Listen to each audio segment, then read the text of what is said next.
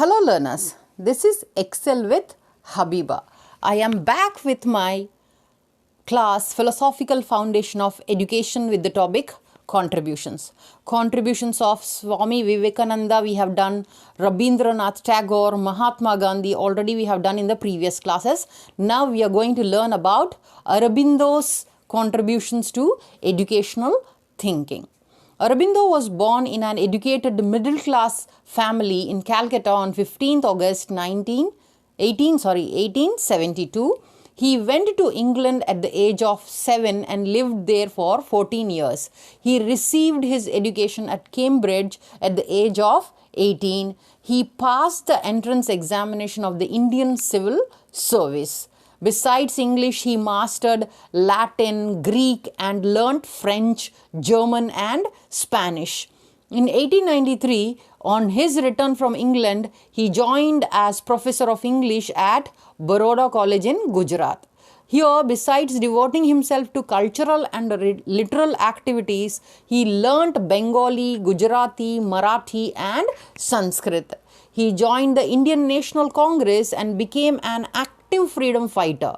He was a revolutionary and was disappointed with the moderates of the Indian National Congress. He started the Bengali daily Yugantar and English daily Bande Mataram to promote his revolutionary ideas. He was considered one of the most dangerous leaders by the British government.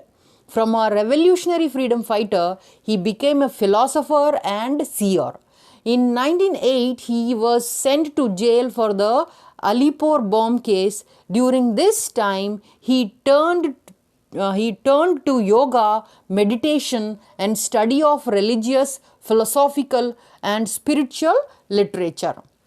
So, this changed him a lot. He went to Pondicherry and spent his remaining 40 years in his ashram there. He changed himself and involved in several educational and social activities. He proposed theories of education which catered to Indian needs.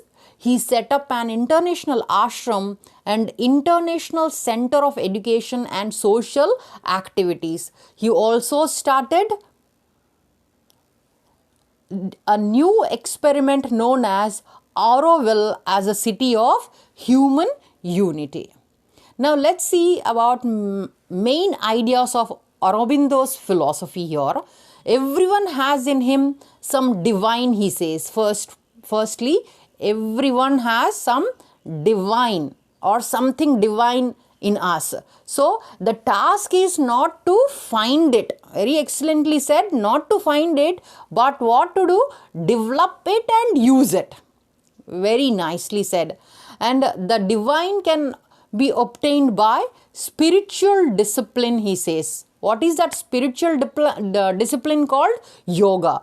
Aurobindo's concept of yoga is not that of a sannyasi who turns away from life in order to turn towards to God. But what is it? Yoga is for the ordinary man. Ordinary man while he carries on his worldly pursuits. For example, if a merchant wishes to follow yoga, he regards his work as divine and does not use unfair practices to earn money. If a student looks for higher values, he must observe brahmacharya or self-control, he says. Now, Aurobindo's views on mind, let's see. His concept of mind is different from others. To him, the mind is the primary means of manifestation in man. Mind is not a thing. It should not be equated with the brain. It is a function or a process, he says. The function of mind expresses itself in higher mental processes, in feelings, emotions, attention, and memory, etc. In his writings, he brings out the different planes of mind. Let's see what are they. First one is the ordinary mind. Second, the higher mind. Third, the illuminated mind. Fourth, the intuitive mind. Fifth, the overmind. Sixth, the supermind. Again, the ordinary mind divided into three different parts here. Let's see what are they. The first one is thinking mind. What happens in thinking mind? Some ideas and knowledge will be there in that thinking mind. What is dynamic mind now? Forces of realization of ideas. Coming into the mind, ideas is okay. But to realize those ideas, to work for them, that is the different, that is dynamic mind. Then the third one is externalizing mind. That what is that? Expression of ideas in life. That means whatever ideas is there inherent in our mind, but to bring them out, that is externalizing mind. It will helps in expression of ideas in life. Ordinary mind can become super mind by yoga, he says. Now, Aurobindo's views on mind under that man's mind is an imperfect instrument to catch the full integral truth, he says. The first is concerned with the ideas and knowledge, we said. The second is concerned with forces of realization of ideas, and the third with expressions, we said. Aurobindo also writes about thinking mind and vital mind, which may then be considered as functions of mind.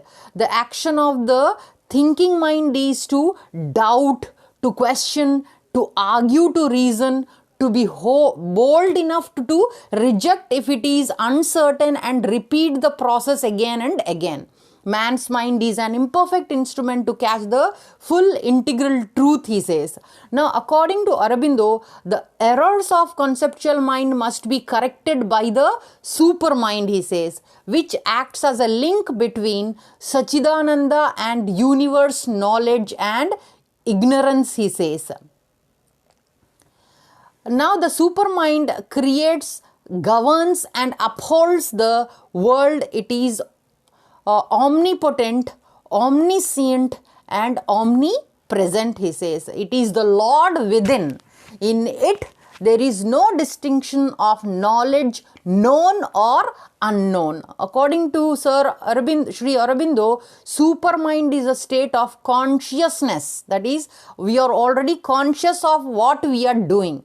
One can acquire it gradually. After acquiring it, one must use it for transforming his entire being, his body, mind and soul, which one attains through the supermind. He becomes a superman, a gnani or gonist at our own plane of being.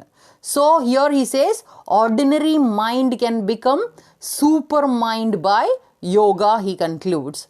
Now let's see about integral education. What does he say about integral education?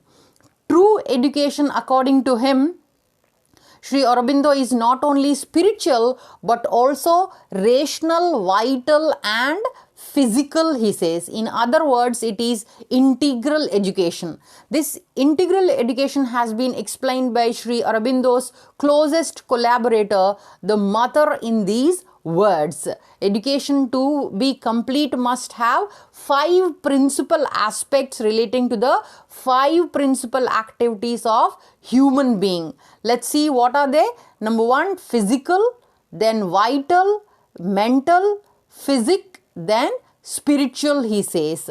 That means firstly, it is integral in the sense of inculcating all the 5 aspects of the individual being. Secondly, it is integral in the sense of being an education not only for the evaluation of the individual alone but also of the nation and finally of the humanity. The ultimate aim of education is the evaluation of total humanity. In this scheme of evaluation, the principle of growth is unity in diversity, he says. This unity again maintains and helps the evolution of diversity, he says. Now, scheme of education integral in 2 senses, he says, inculcating all the 5 aspects of the individual being, and then being an education not only for the evaluation of the individual alone but also of the nation and finally of the humanity, he says. Now, just now we understood what is the ultimate aim of education for him. That is evaluation of total humanity. In this scheme of evaluation, what happens here? principle of growth. What is it? Unity in diversity. That means unity again maintains and helps the evaluation of diversity here. Now, what about the integral school of Sri Aurobindo? Let's see here. What is the ultimate aim of education for him? Man making.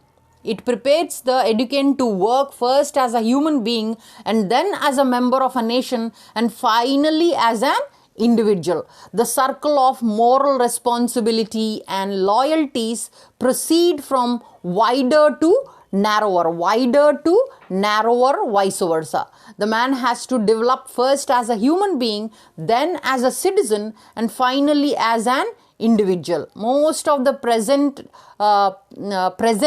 confusion of values is due to an inversion of this order. That education which comes naturally, easily, effectively, and without strain is called integral education. Now, integral education is complete education, he says. Now, what are the important aspects that constitute integral education? Let's see here. Firstly, number 1, strengthening of mental and physical aspects. Second, achievement of 5 principal aspects: the physical, vital, mental, physic, and spiritual. All the above 5 aspects have to be developed together, he says. The third one is development of 4 aspects of truth, namely love, knowledge, power, and beauty. The next one, the fourth one, is development of the vehicles of truth, namely physic for love, mind for knowledge, vital for power, and physical body for expression of physical beauty. So, Sri Aurobindo believes in these ultimate principles of individuality, commonality, essentiality. These, in other words, are the educand, the society, and the humanity. Integral education, according to him, must include evolution of all these 3 elements. These should be developed together, he says. Now, what are the aims of education according to him? Firstly, let's see here, perfection of soul. What is that? The main aim of education is to help the growing soul to draw out that is best and make it perfect for a noble cause. The second one is realization of inner self. What is that inner self? Education should enable him to realize his inner self, which is a part of the universal consciousness. He has to enter into right relationships not only within himself but also with the people of country and with the universal society to which he belongs. Now, the third one is physical development. Physical development of the child is another important aim of education. It will be misguiding to say that those who are physically strong are mentally weak. Without physical development, no other development is possible, he says. The fourth one is development of morality. Without moral and emotional development, mental development becomes harmful to human progress. The 3 essential factors for the moral development of a child are emotions, impressions or habits, and nature. So, it is necessary that the ideals of a teacher should be high, that the child by mere imitation is able to reach higher stages of development, he says. Now, the next one is the development of senses. That is, education should aim at the training of senses. According to him, senses can be trained fully when manas, chitta, and nerve are pure.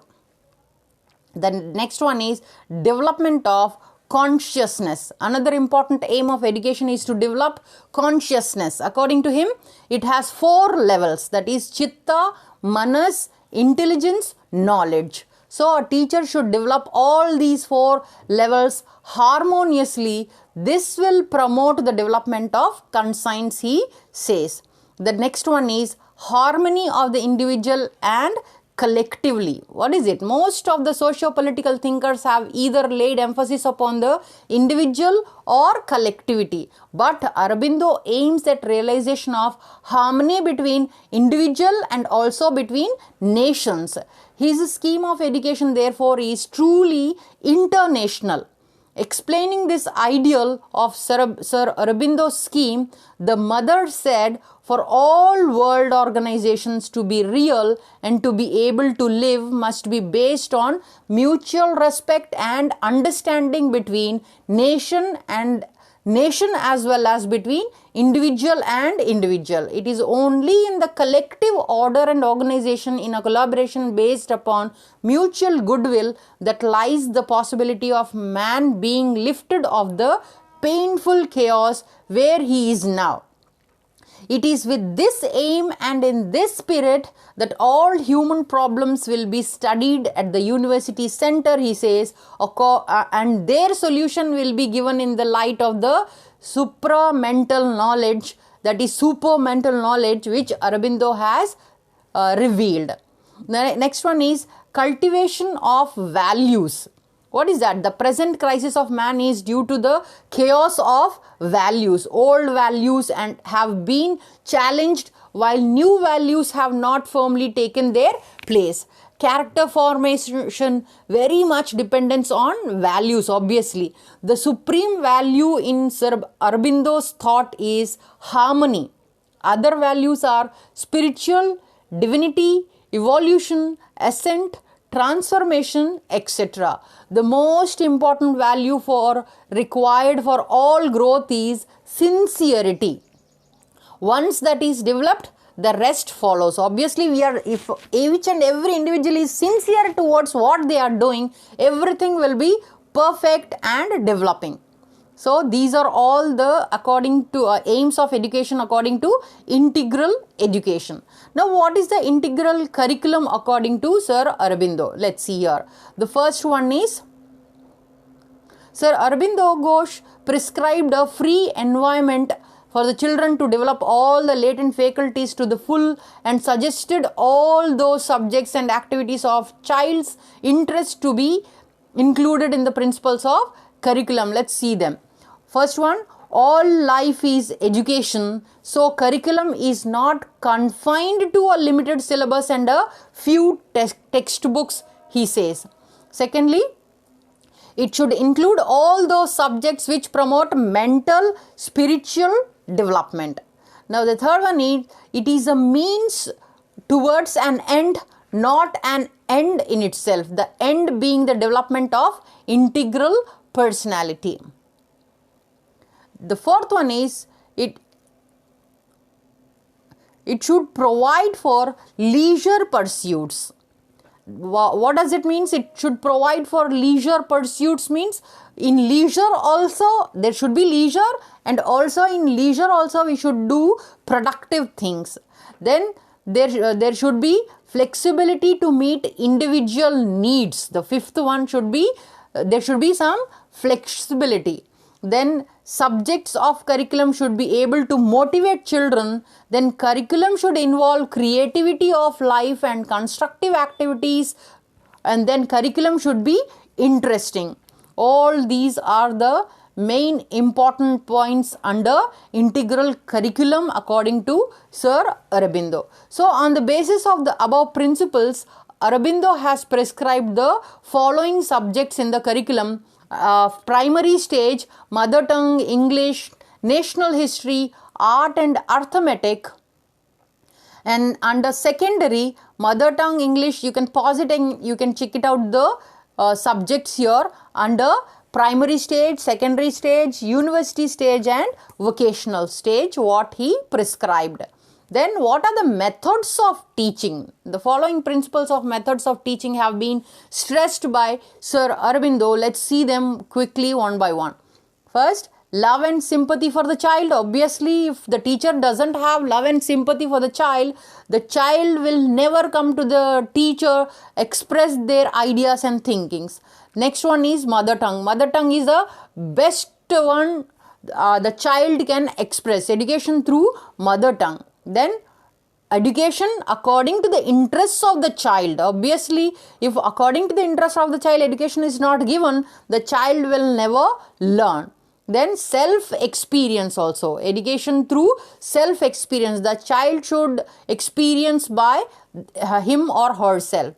Then learning by doing, obviously how everything is learned perfectly, learning by doing by themselves. Then education through cooperation of teacher and students in the education process. Then next one, education according to the nature of the child, considering the divinity in the child and latent gifts of mind and spirit. Next, freedom of child, free environment to gain more knowledge through his or her own efforts. Now, principles of teaching and learning according to Sir Aurobindo. Let's see here. The first principle is that nothing can be taught but everything can be earned, he says. The teacher is a helper and guide, not an instructor or taskmaster. He does not impart knowledge but shows him the way to acquire knowledge which is already within him. Now, the second principle is that the mind has to be consulted. The mind has to be consulted in its growth. It is wrong to mold the child into the shape desired by the parent or the teacher, ignoring and destroying the divine in the child. To face the nature of the child, to abandon its own dharma, is to do permanent harm, says Aurobindo. The next one is the third principle. The third principle of teaching is to work from near to far, from the known to unknown. Because the child already knows something, from known to unknown, the education should be. Education should be according to the nature of the child. He says man's nature is molded by his soul's past, his heredity and his environment. The past is the foundation, the present is the material, and the future is the aim, and each should find its due place in any national system of education, he says. Now, what are the main principles of learning? Number one, that is concentration is the first principle of learning. If concentration is there not, nothing will be learnt. The second one is abhyasa, or steady natural practice, is the second principle. That means practicing. Abhyasa means practicing again and again. That too natural, not the rote learning or just repeating things. Now, what is the role of the teacher according to Sri Aurobindo? Sri Aurobindo has assigned a very important place to the teacher. However, he has not made him central as in the ancient Indian scheme. The teacher remains the philosopher and the guide. The guru does not have absolute authority. He aims at turning the discipline's eye towards the beacon light of his own Godhead. In fact, the real teacher is within the educand. He is the God. He is the ultimate guide, and yet the teacher plays an important role in arousing the educand towards God within.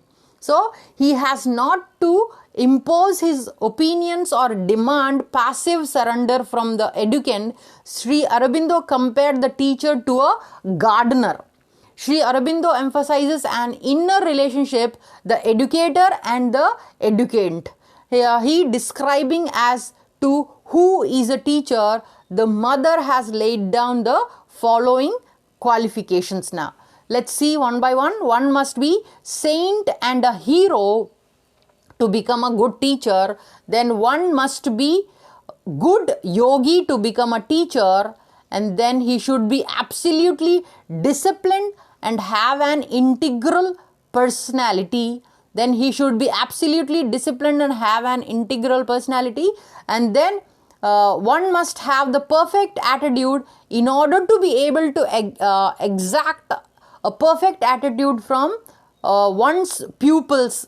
He says, if a teacher is to be respected, she or he must be respectable.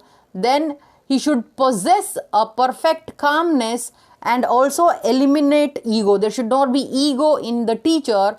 Should be perfect attitude and master her or his mind, not knowledge but the attitude. He should have the most important thing in a teacher is to knowledge but the attitude. The teacher also should grow along with the pupils. So these are all the roles of the teacher according to Sir Aurobindo.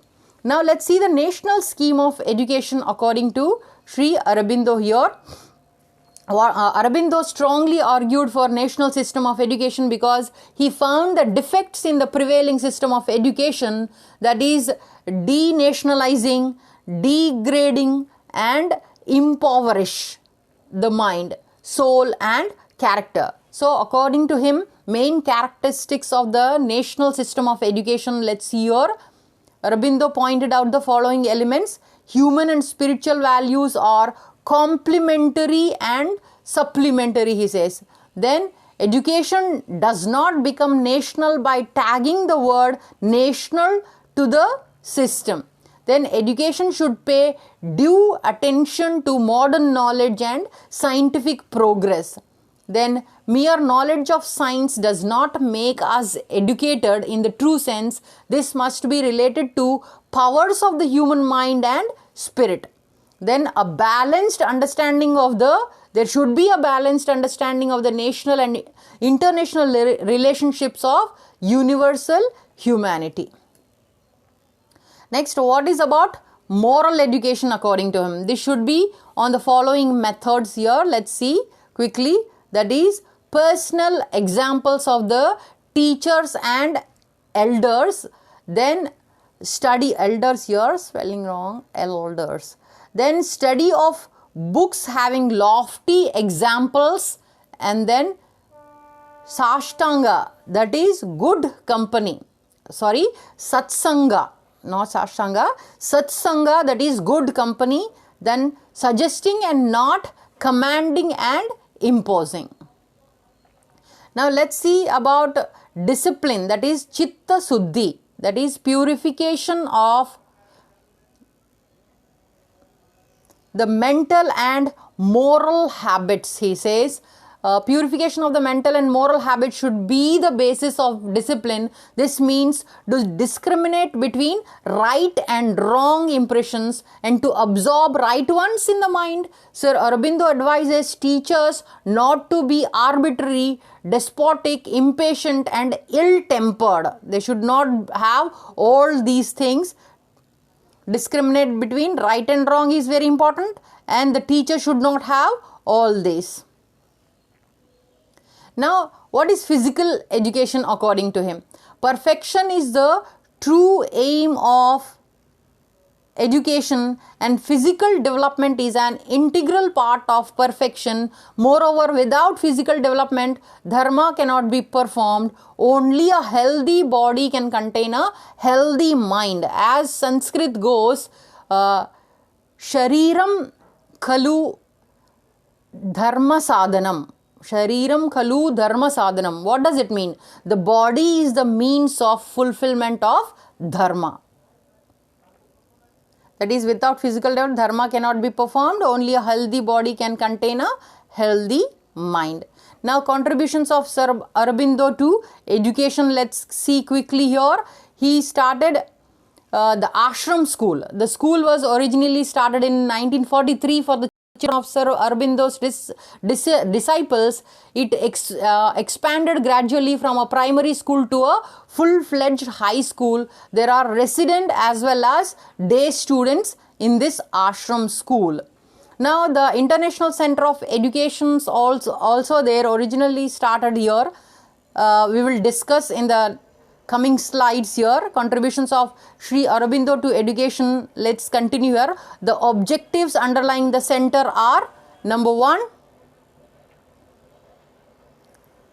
dynamic ideal for society, then unity of all knowledge, sense of oneness of mind, provide inspiration and facilities, new international harmony. So these are all the objectives underlying the center, whatever the ashram school he has started, to evolve a system of education for making it dynamic, ideal for society, then to organize an environment which may provide inspiration and facilitates for the exercise and development of the 5 aspects of personality: the physical, the vital, the mental, the physic, and the spiritual, he says, and to emphasize the sense of oneness of mankind, and also to develop the sense of to emphasize the unity of all knowledge, and to discover and prepare for the role India has to play in the formation of new international harmony.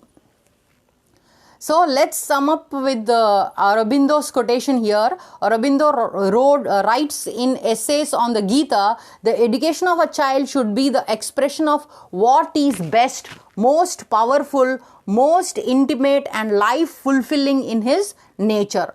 The mold in which the action and development of the mind should be molded is the mold of their intrinsic qualities and power. He must acquire new things, but he will receive them in the best and most vital form on the basis of his own development, type, and inner strength. So we come to the end of this session. One more quotation I have taken here. Let's see here. The aim and principle of true national education is certainly not to disregard modern truth and knowledge, but to lay our foundations on our own faith, our own mind, our own spirit. So if you like the class, please do like, share, subscribe, and comment below. I will come up with the next topic in the next class. Thanks for your attention and time. Happy learning.